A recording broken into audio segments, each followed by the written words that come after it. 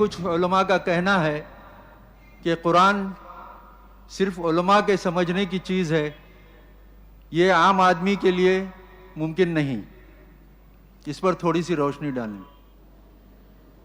میرے خیال میں یہ ایک خاصا مغالطہ آمیز خیال ہے کہ جس کو عام کر دیا گیا ہے، اور اس میں صرف تھوڑا سا فرق جو ہے تعبیر کا، وہ اگر ہو تو بات درست ہو جائے گی۔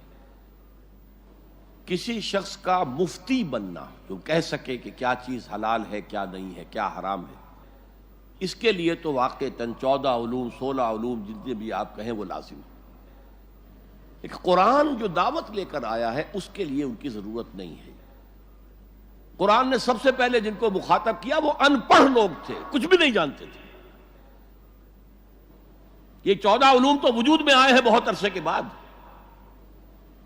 ان میں سے کوئی علم اس وقت موجود نہیں تھا۔ تو قرآن کے اندر جو طاقت ہے، یہ تسخیر کر سکتا ہے، مسخر کر سکتا ہے لوگوں کو۔ ہم نے اس تلوار کو میان کے اندر رکھ کر زنگ آلود کر دیا ہے۔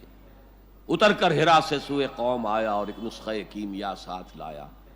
اس نسخہ کیمیا کو ہم نے چھپا کر رکھ دیا ہے، اس کو عام کریں اور عام آدمی بھی پڑھے، ترجمے سے پڑھے۔ ہاں کوئی اشکال ہو علماء سے جا کے پوچھ لے، کوئی حرج نہیں ہے، لیکن یہ ہے کہ پڑھنے سے روکنا صحیح نہیں ہے۔ البتہ وہ افتاء اور ہے، کوئی فیصلہ کرنا کسی معاملے میں شریعت کی روح سے، وہ ظاہر بات ہے کہ وہ 14 16 جو بھی علوم بیان کیے جاتے ہیں وہ میں قائل ہوں۔